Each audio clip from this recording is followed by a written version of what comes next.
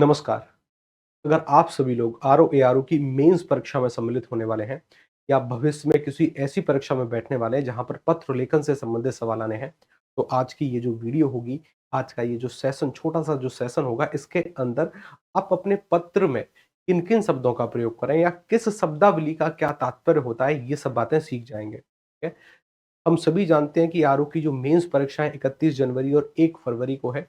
तो जिन विद्यार्थियों की वो परीक्षा है वो तो कमर कसकर तैयारी करें, और जो आगे भविष्य में ऐसी परीक्षा में बैठने वाले हैं जहाँ पर पत्र लेखन या इत्यादि इत्यादि टॉपिकों से सवाल बनते हैं, वो इस तरीके की वीडियो को कंटिन्यू और पूरा सुनने और समझने, साथ के साथ नोट करने का प्रयास करेंगे। शुरू करते हैं, ठीक है ना। हम फोकस कर रहे हैं आरओ की परीक्षा को लेकर। हम सभी जानते हैं कि आरओ की जो मेंस परीक्षा है वह उसका पैटर्न अलग अलग है। अलग अलग होने से मेरा तात्पर्य ये है कि सर जी, जो उसका पहला प्रश्न पत्र होगा वो जीएस का होगा, जिसमें 120 के, जैसे आपके प्रारंभिक परीक्षा में जीएस के सवाल आए थे, उससे थोड़े से मॉडरेट और थोड़े से अच्छे सवाल आपकी इस मेंस परीक्षा में आएंगे। दूसरा जो पार्ट है सर, वो हमारी हिंदी का है, और हिंदी से संबंधित जो सवाल हैं, जो परंपरागत आधार पर हैं, हमसे सर इस तरह के सवाल पूछे जाएंगे, यानी दिए हुए गद्यांश का शीर्षक लिखना, सारांश व 3 रेखांकित अंशों की व्याख्या। ये सर 3, 6, 12 यानी कुल मिलाकर 21 अंक इसके पास हैं। किसी दिए हुए सरकारी पत्र का सारणी में उसका सार लिखना। अच्छा, पत्राचार, पत्राचार में सर शासकीय, अर्धशासकीय पत्र, कार्यालयीय आदेश, उसके साथ ज्ञाप, परिपत्र, विज्ञप्ति, टिप्पण एवं प्रतिवेदन और अनुस्मारक से या तो प्रारूप या कोई सिचुएशन आपसे पूछी जा सकती है। तो इसके दौरान आपको ना सामान्यतः बहुत सारे शब्दों के बारे में जानकारी होनी चाहिए जो कि पत्राचार में प्रयोग होते हैं। ये जानकारी आपकी यहाँ भी कार्य आएगी और यहाँ भी, यानी दूसरे खंड में भी।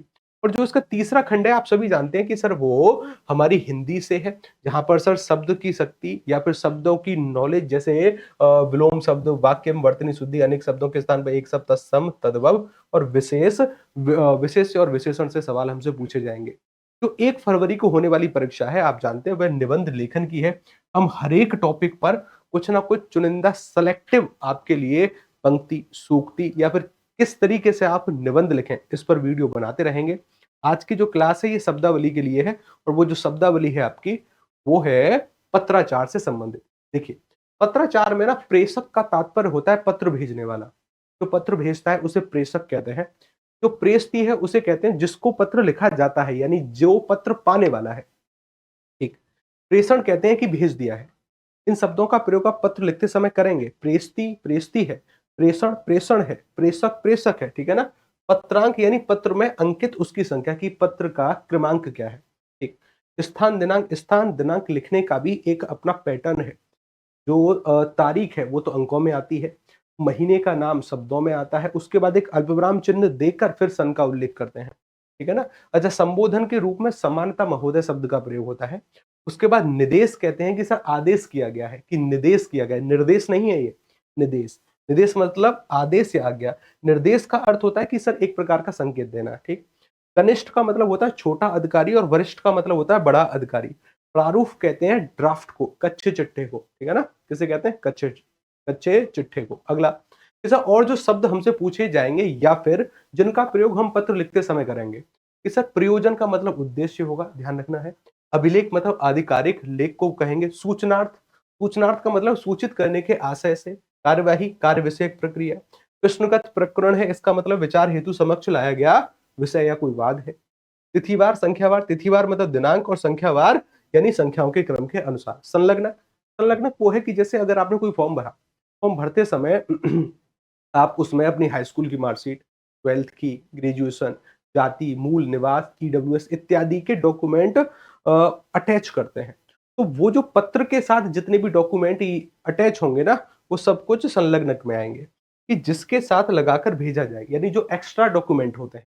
जैसे डब्ल्यूएचओ की कोई रिपोर्ट हो गई, या वर्ल्ड हेल्थ और मतलब कोई भी संस्था, चाहे वो यूनेस्को हो, यूएन हो, ठीक है ना, उनकी अगर कोई रिपोर्ट है वो पत्र के साथ जानी है, तो सर वह प्रेषित होगी। ठीक। अगला, उसके बाद सर प्रतिलिपि बोलते हैं जीरोक्स को, यानी छाया प्रति को। आपको लगता है कि इस लेटर की फोटोकॉपी वरिष्ठतम पुलिस अधिकारी के पास भी, राज्यपाल के पास भी, डीएम के पास भी जानी चाहिए, तो सर उनका नाम प्रतिलिपि में लिखते हैं। यथोक्त और यथानुसार, कि सर यथोक्त का मतलब है जैसा ऊपर कहा गया है, यथानुसार का मतलब है के अनुसार। ठीक। अपरिहार्य का मतलब होता है जो हर दृष्टि से आवश्यक हो। और ये शब्दावली ना आप जहां पर आवश्यकता है वहां पर प्रयोग अगर करते हो तो लेटर जो है आपका या फिर जो जो आपका पत्र है जहां पर भी आवश्यकता पड़े एक प्रभावशाली पत्र होता है। परीक्षक व्यक्तिगत रूप से आपको जानता नहीं है और ना ही उसे जानने की इच्छा कि आप कौन है, उसे जनवाना है। और सबसे अच्छा तरीका जो जनवाने का है वो है आपके शब्द। शब्द जनवा देंगे उसको कि आपका भी अस्तित्व है इस ब्रह्मांड में, है ना। अच्छा, कार्य योजना, अच्छा तत्क्रम या तदानुसार का अर्थ है उसी क्रम में या उसी के अनुसार। कार्य योजना काम का स्वरूप है। अग्रिम आदेश, आगे दी जाने वाली आज्ञा। तत्काल प्रभाव, तुरंत अपने स्तर से। शीघ्र अति शीघ्र या यथाशीघ्र, सर जल्दी से जल्दी या जितना जल्दी हो सके, ठीक है ना। अच्छा, समयानंतर्गत यानी समय सीमा के अंतर्गत इत्यादि। समीचीन कहते हैं जो वर्तमान में प्रासंगिक यानी जो अनुकूल हो, जो वर्तमान के समय हो। विचारार्थ यानी विचार करने के आशय से। ध्यान आकर्षण, और ऐसे जो शब्द हैं टिप्पण या टिप्पण लेखन में भी कई बार कार्य आते हैं जब हम नोटिंग करते हैं, ठीक है ना।